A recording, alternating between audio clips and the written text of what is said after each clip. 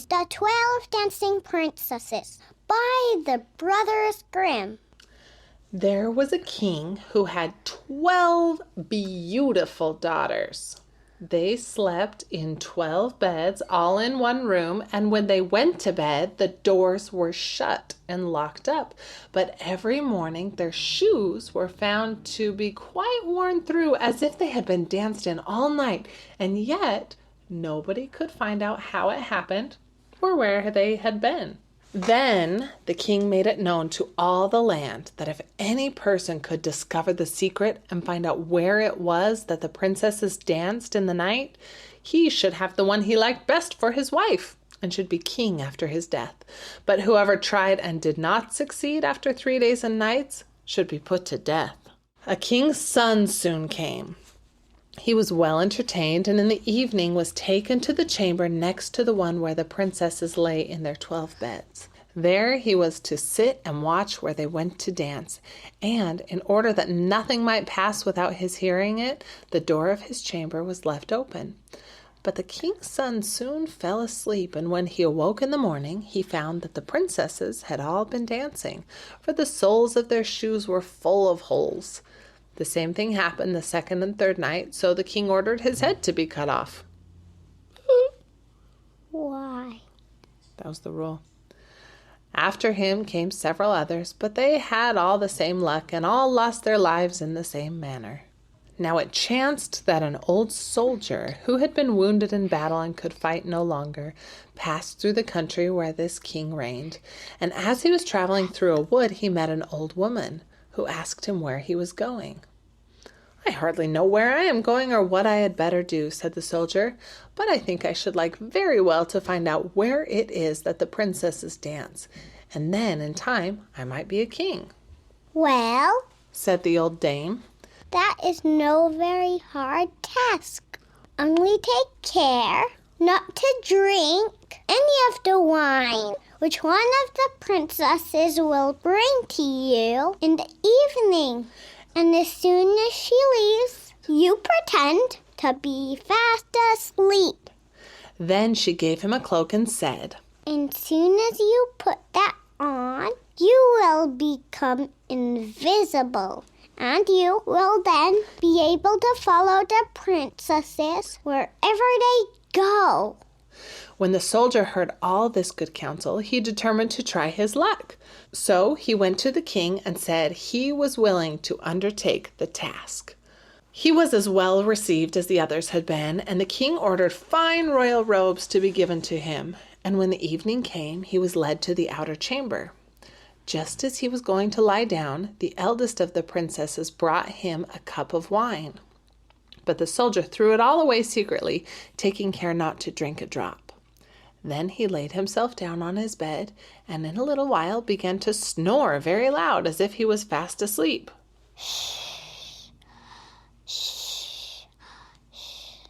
When the 12 princesses heard this, they laughed heartily, and the eldest said, "This fellow, too, might have done a wiser thing than lose his life in this way."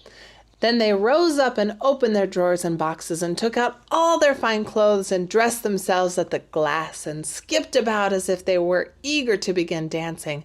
But the youngest said, "I don't know how it is. While you are so happy, I feel very uneasy. I am sure some mischance will befall us." "You simpleton," said the eldest. "You are always afraid. Have you forgotten how many king's sons already watched in vain? And as for this soldier, even if I had not given him his sleeping potion, he would have slept soundly enough." When they were all ready, they went and looked at the soldier, but he snored on and did not stir hand or foot, so they thought they were quite safe. And the eldest went up to her own bed and clapped her hands, and the bed sank into the floor, and a trapdoor flew open. The soldiers saw them going down through the trapdoor one after another, the eldest leading the way, and thinking he had no time to lose, he jumped up, put on the cloak which the old woman had given him, and followed them. But in the middle of the stairs he trod on the gown of the youngest princess, and she cried out to her sisters, "All is not right. Someone took hold of my gown." "You silly creature," said the eldest. "it is nothing but a nail in the wall." Then down they all went, and at the bottom they found themselves in a most delightful grove of trees. And the leaves were all of silver and glittered and sparkled beautifully. The soldier wished to take away some token of the place, so he broke off a little branch, and there came a loud noise from the tree.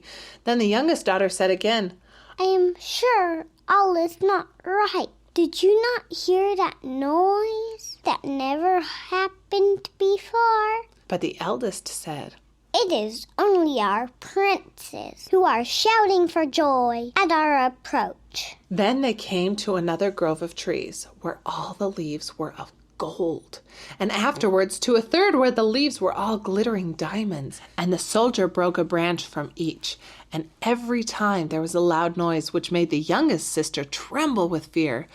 But the eldest still said it was only the princes who were crying for joy.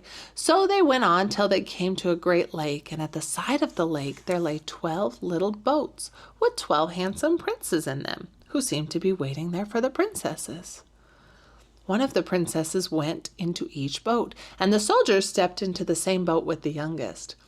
As they were rowing over the lake, the prince, who was in the boat with the youngest princess and the soldier, said, "I do not know why it is, but though I am rowing with all my might, we do not get on fast as usual. I am quite tired. The boat seems very heavy today.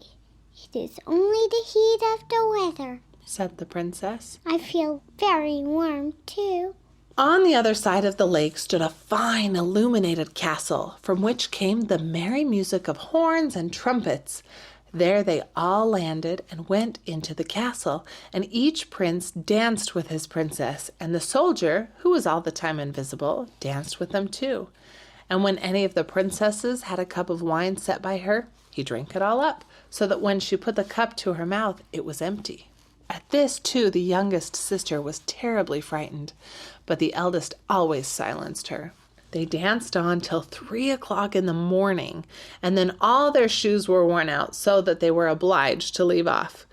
The princes rowed them back again over the lake, but this time the soldier placed himself in the boat with the eldest princess, and on the opposite shore they took leave of each other, the princesses promising to come again the next night.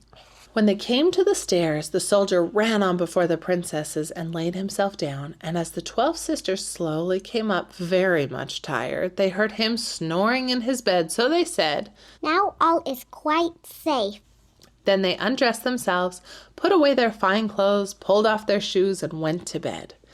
In the morning, the soldier said nothing about what had happened, but determined to see more of this strange adventure, and went again the second and third night, and everything happened just as before. The princesses danced each time till their shoes were worn to pieces, and then returned home. However, on the third night, the soldier carried away one of the golden cups as a token of where he had been. As soon as the time came when he was to declare the secret, he was taken before the king with the 3 branches and the golden cup, and the 12 princesses stood listening behind the door to hear what he would say. And when the king asked him, "Where do my 12 daughters dance at night?" he answered, "With 12 princes in the castle underground." And then he told the king all that had happened, and showed him the 3 branches and the golden cup which he had brought with him. Then the king called for the princesses and asked them whether what the soldier said was true. And when they saw that they were discovered and that it was of no use to deny what had happened, they confessed it all.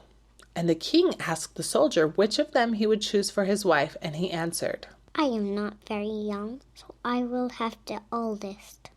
And they were married that very day, and the soldier was chosen to be the king's heir. You just listened to the 12 Dancing Princesses. Bye.